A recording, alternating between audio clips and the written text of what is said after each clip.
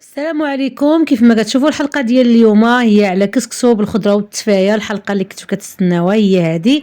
السميده راني درتها في الحلقه اللي فاتت، شرحتها بالتفاصيل ديالها. دابا غادي نرجعوا لها يعني بسرعه. هنا تقريبا عندي 3 كيلو ديال السميده، غندير فيها كاس ديال الماء كبير، غادي يعني نفزقها كامله مزيان ونعاود نغربلها باش ما يديرش ليا ديك الحبيبات الغلاظ، ونديرها في الكسكاس والبرمه حتى تفور مزيان. من بعد ما تفور كندير ليها التشريبه الثانيه ديالها، يعني كنعاود ندير فيها حتى واحد الكميه ديال الماء، تقريبا 2 كيسان ديال الماء، وكنخلطها مزيان ونرجعها للكسكاس حتى كتفور تخرج الفوره ديالها مزيان. وندير ليها التشريبه الثالثه اللي غنضيف فيها الملحه وزيت الزيتون. نخليكم دابا مع الكماله ديال الحلقه. كتجمعوه بحال هكا، كيتجمع ما كيجيش ملكت بزاف وما كيطيحش فيه ساعه. هانتوما شاد القيمه كتبقى شاد. ودابا غادي نضيفو فيه زيت الزيتون، نديرو زيت الزيتون لان عندنا كميه كبيره، تقريبا قلت لكم 2 مغارف كبار ديال زيت الزيتون، ونعاودو نخلطوه مزيان صافي ونخليوه للفوره الاخرى ان شاء الله. بالنسبه للتفايه هنا درنا تقريبا نص كيلو ديال الحمص، 2 حطات بعد ما خليناه حتى بات ليله كامله في الماء، كنخليوه بحال هكا في كوكوط. وغادي نقيو هنايا البصله، كيلو تقريبا هنا ديال البصله ولا اكثر.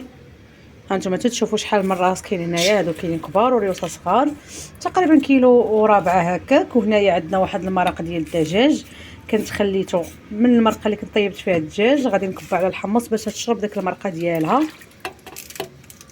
نكبها هنا مع الحمص وعاد غنوريكم العطريه اللي غادي ندير. بالنسبه للعطريه اللي كنديروا في التفايه غنديروا الملحه، ما نكثروش الملح لان البصله كتبان لكم كوكوط عامره، البصله كتهبط. تقريبا درنا كيلو ونص تقريبا ديال البصله، يعني ما عابراهش ولكن غيكون تقريبا كيلو ونص ديال البصله. درت شويه الملحه ماشي مشكل، الا لقيتوها ناقصه ديك الساعه كتزيدوها، اللهم تكون ناقصه ولا تكون زايده. درنا معلقه صغيره ديال الابزار، معلقه ما عامره ديال الابزار. سكينجبير حتى هو معلقه صغيره ديال سكينجبير. العطريه راه كتجيب الحاجه بنينه، ولكن الا زدتو فيها ثاني راه غادا تجي حاجه حاره بزاف. وغنديروا معلقه ما عامراش ديال خرقوم البلدي، وغادي نضيف واحد شويه ديال ضمه الزعفران، واحد نص كنشاطيه غادي نديرو باش يعطيني اللون زوين. ونديروا معلقه ما عامره الشايه ديال القرفه صافي. وندير فيه واحد معلقه صغيره ديال السمن، ومغرفه صغيره حتى هي، هاد المغرفه ديال العود ديال زيت الزيتون، ونخليوه يطيب على المهل. راني ما درتش فيه شي ماء الا داك الماء ديال المرق ديال الدجاج بوحدو اللي ضفت فيه.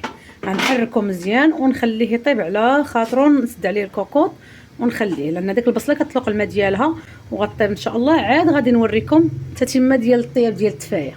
غنضيف 2 طوبات ديال السكر فقط، ما غاديش نكثر الحلاوه. كاين الناس اللي ما كيبغيش الحلاوه بزاف، كاين الناس اللي كيبغيو فيها الزبيب، ما غاديش ندير فيها انا صراحه الزبيب مع كسكسو، كل واحد والذوق ديالو. انا هادشي اللي غادي نضيفها لانني انا دايره كسكسو فيه الخضره واخا ما كثيرش بزاف، وفيه القرعه وخلصو بزاف، وفيه التفايه. وهذه هي التفايه ديالنا كملتها صافي، تعسلت مزيان. ما بغيتش نضيف فيها الزبيب صراحه، انا شخصيا ما كيعجبنيش الزبيب نعسلو في هاد التفايه. بغيتو هاد المرق يزيد ينشف كتخليوه ينشف، بغيتو تخليوه راه كيجي زوين فوق من كسكسو، كيعطي واحد اللذه. وندوزو دابا للروا ديال الكسكسو. ما تنساوش ديروا ابوني ونكملوا الحلقه. بالنسبه للعطريه ديال الكسكسو ديال الروا، فاحنا رقدنا فيها الدجاج ليله قبل لهذا التصوير. عاودت المونتاج، الوالده ديالي الله يخليها ليا هي اللي رقدات الدجاج. درت 2 معالق كبار ديال الملحه، 2 معالق كبار ديال الابزار، 2 معالق كبار ديال السكينجبير، و2 معالق كبار ديال الخرقوم البلدي. وعاد شلضنا عليه واحد البصيله. ونخليكم مع لاله حبيبه نشلضوا فيه واحد البصيله.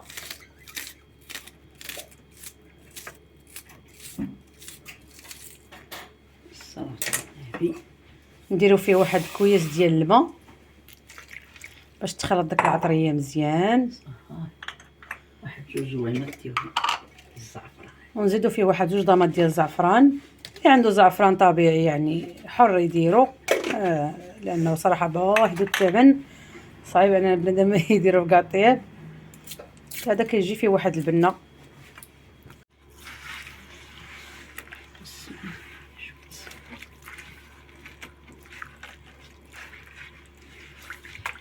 والطباخه حبيبه هي اللي بغات ترقد الدجاج،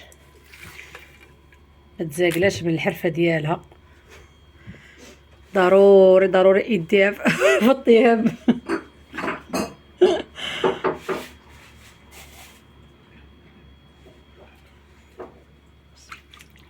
ندير واحد شويه ديال السمن، تقريبا واحد المعلقه كبيره ولا 2 معالق كبار. السمن كيجي طبيعه الحال زوين بزاف في كسكسو طبيعي. كاينه الحلقه انني درتو ديال الدار. بهذه الطريقه هذه غنرقدوا الدجاجات اللي عندنا 4 دجاجات من الحجم الكبير، يعني 2 كيلو ونص وفايته تقريبا جاي 3 كيلو. هما اللي تيعجبوني في كسكسو ماشي بحال الدجاج اللي بالدغميره ولا كيكون بوحدو، كيجيو زوينين داك الصغيورين ديال كيلو كيلو ونص، كيجيو فنين في الطياب ديالهم. ونرقدوهم ونخليهم حتى الصباح ان شاء الله، ونوريكم تتمه الطبخه. وصباح الصباح الحمد لله نضنا، بغيت نطيب الدجاج لقيت الطباخه لاله حبيبه طبيعه الحال مع لاله حبيبه مش حتقدر تغمض عينيك واصل، انك غير كتسد عينك كتلقاها مشات لك القوامل وبدات كطيب. ما كتخلينيش. هي الهوايه ديالها هو الطبخ، ماشي غير كتبغي طيب وصافي، عزيز عليها الطيب. لقيتها شعلات عليه البوطه وضافت فيه 4 ديال الريوسه كبار ديال البصله، ودارت هنايا في الوسط واحد القبيطه ديال الربيع، وعاد حصلته شديت التليفون قلت لها انا راه باغا نسجل الحلقه، انني وعدت المشاهدين ديالي غادا ندير لكم واحد الكسكسو بالتفايه وغنوريكم الديتاي ديالو. للاسف هنا لقيتها بدات، ماشي مشكل غادي نشرح لكم كل شيء، ما غنخلي حتى شي حاجه تفوتكم. هنايا درنا كاس كبير ديال زيت الزيتون وكاس كبير ديال الزيت النباتيه العاديه، عفوا درنا 2 كيسان ديال الزيت النباتيه وكاس واحد ديال زيت الزيتون، لان كسكسو حتى يبغي المرقه، تيبغي داك المرق يكون شويه ميدم، ما تيبغيش الحاجه تجي ناشفه، كيبغي شويه ديال الليدم باش كيجي السميده ديالو تجي بنينه. وهنايا كنا خدينا واحد الكميه ديال الشحمه ديال الكلاوي من عند الجزار، كتجي حتى هي صراحه كتزيد بنه على بنه في المرق ديال كسكسو، لان كما تتعرفوا التفايه كتجيب الدجاج وكسكسو تيبغي المذاق ديال اللحم، لهذا كنميلونجيو ما بين كسكسو ديال الدجاج وديال اللحم. ضروري كندير داك الشحيمه كتجيبها واحد اللذه. بالنسبه للدجاج باش ما يتنصلش لينا دائما كيف ما قلت لكم في الحلقه اللي فاتت كنكبوا عليه الماء طايب، ما كيتنصل ما والو، كيبقى هو حيت كان مشكل شحال هذا ديال الناس كيتنصل لهم الدجاج اولا كيتشتت في الطياب ديالو. وهنا ندوز الخضر، درنا هنايا الجزر اللي كيكون كبير كنحيدو ليه القلب اللي لداخل، كنخليه بهذا الحجم هذا باش يجيني زوين ما يتكسرش ليا في الطياب. درت هنايا اللفته البيضاء واللفته الحمراء، وكذلك درنا القرعه ليشو، القرعه الحمراء فقط، ما درتش الخضراء، ما بغيتش نكثر الخضره بزاف لانني عندي التفايه. ودرت حراقيات صغار، الفلفله الحاره، صافي هذه الخضره اللي درت بالنسبه لجوج قصاري وراها كافيه، راني قداتني وشاطت. هنا الدجاج غنخليه حتى يطيب على خاطرو. بالنسبه كاين الناس اللي باغيين يديروا السمن ممكن يديروا السمن في الاول اولا في الاخير، نخليو الدجاج حتى يطيب على خاطرو، عاد غادي نحيدوه ونقلبوه بهذا الزلاق هذا. مني ما تيبقى خارج منه لا ماء لا دم لا والو، يعني راه طاب، ما نزيدوش نخليوه يطيب حتى يهرى. نحيدوه ونديروه في اللاطه اللي غيتحمر فيها، نوريكم كيفاش غندهنوه. ونديروه في اللاطه ديالو، وراه في اللاطه تيكمل في الفران، تيكمل انه ثاني تزيد يطيب لا بقى فيه شي حاجه، ويزيد يتجمع ويزيد يتحمر وكيعطي اللذه احسن. هنايا كيف ما كتشوفوا راه هو طاب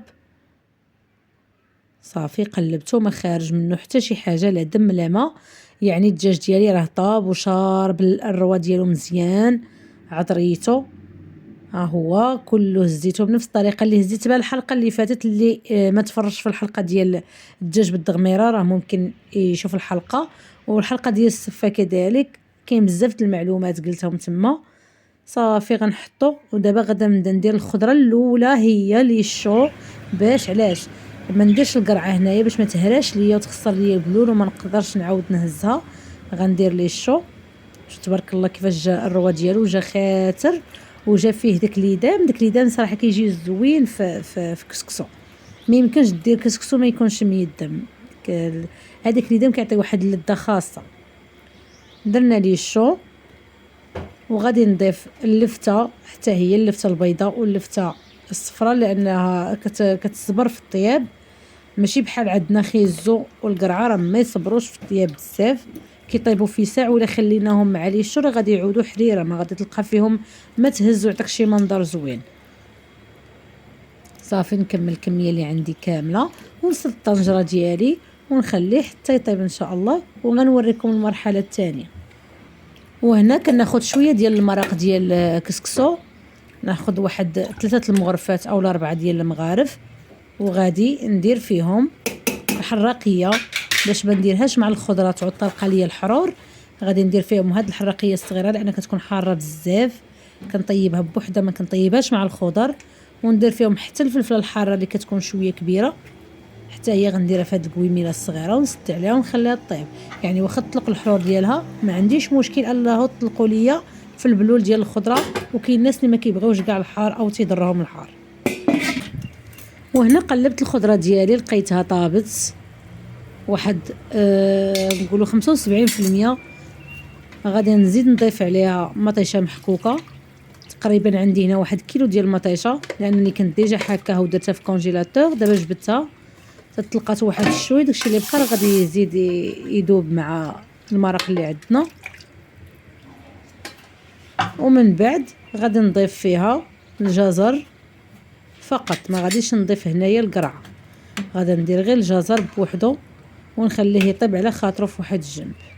تبارك الله الشحمه ديال الكلوه طلقات لي دام ديالها بلا ما تفرتت كامله، خليتها حتى انا مجموعه باش تجي زوينه في كسكسو. نقسمها على القصار. هنايا كحزت الخضره ديالي في الجنب ديال الكميله. عفوا على هذا الصداع صراحه، ملي كنبدا نهضر ضروري كيكون شي صداع في الزنقه. هنايا درت خيزو في هذا الجنب هذا باش منين نبغي نهزو ما يكونش تخلط ليا مع اللفتو وليشو. درتو في جنب واحد ديال الكميله يبقى مصيون فيها. منين نبدا نسقي ما نوحلش في التسقيه، حيت كنشوف الناس كيخلطوا الخضره كامله في جهه في كاع الجويه، وملي كيبغيو الحاجه كيبقاو يقلبوا في ديك الكميله يقلبوا حتى كلشي تيتكسر وتيخسر.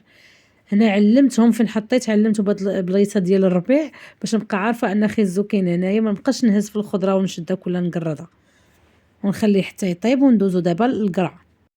كيف ما كتشوفوا القرعه غادي ناخذ من الروا ديال الكسكسو غنديرها بوحده في الكميله، حيت هي ما كتستحملش طياب القرعه هاد الحمراء الدكاليه كما كنقول هنا، قرعه الدكاليه ديال منطقه الدكاله. كندير لها بحال هكا، كنعمرها بالمياه اللي غادي طيب فيها من هذاك المرق، فيه عطريه ديالو فيه شغلو كامل، وغنخليها طيب على خضراء.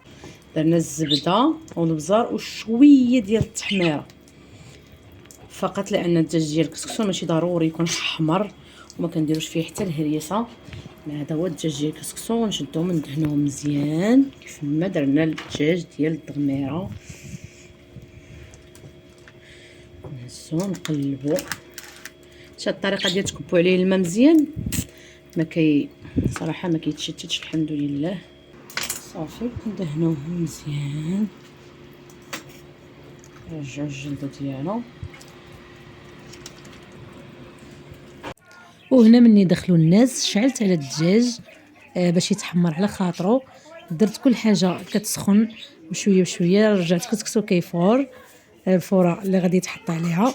اللي بغى يدير فيه السمين ممكن يدير فيه شويه ديال السمن عادي ديروه يفور. هنايا المرقه يلا شعلت عليها باش تسخن، تفايه كذلك. القرعه حتى نزول السميده عاد نديرها تسخن ونبداو التسقيه ديالنا. ملي كيكونوا الناس ما تنقدرش نهضر كيف ما موالفه نهضر معاكم. احترام الناس وكيكون الهضره والنشاط يعني ما غاديش تسمعوني اش غادي نقول. اللهم بهذه الطريقه هذه يكون حسن. وهكا غادي نفرق السميده ديالي على 3 ديال القصاري، قصريه صغيره وجوج قصاري كبار، لان تبارك الله كاينه السميده كثيره. ونقادها ندريسيها بشويه وما نخليهاش حتى تنفر. خاصني ضروري نزرب واحد الشوي، حيت السميده خاصها تسقى في البلاصه. الا ما تسقاتش ما كتبقاش كتجي شاربه البلول ديالها. الا نشفت السميده كتجي عيانه في التسقيه ديالها. خاصنا نسقي في نفس الوقت اللي هي باقا سخونه فيه. كنحاول نقاد قصريه بقصريه.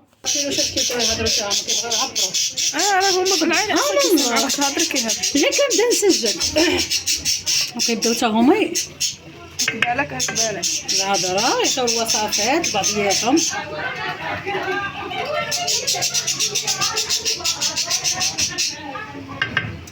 هذا ديال الوليدات ما فيها باس، غنديروا لهم غير عادي، هو غنزوقوا لهم ضروري. دابا غنخدم يديا واحد الشوي، ما كاينش محسن من اليدين واخا هادشي سخون صراحه. كاين الايد كتعطي واحد اللمسه خاصه. دابا نعريو الابجره ديالنا. ناخذوا البليه نحاولوا نديروا لها بحال هكا باش ما تيتهش لينا غير الزيت اللي الفوق، ونسكي واحد شويه فين غنحط الدجاج. روي شويه دابا نشعل عليه البوطه في نفس الوقت باش يبقى شاد هي السخونيه ديالو. ونبدا نسقي غير بالمهل غير بشويه،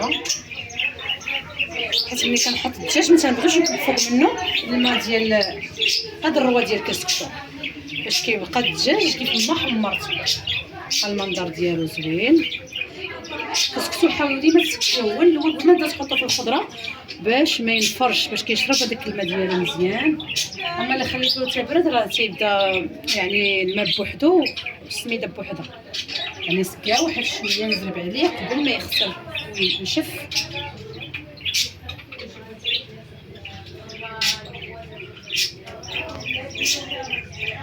نتمنى الصوره تكون واضحه. حنا مع المصوره لاله دنيا. دابا نحاول نهز داك الزيت اللي الفوق حتى هي تتعجبني في الروان اللي هنايا تجي رائعه. هيا نهز داك الزيت اللي الفوق تبارك الله راه جا لذيذ ما نعاودش لكم، يعني الصوره تتحكم. اللذه الدجاج ديالنا خليك تما انا غنجيب كيسخن سخون.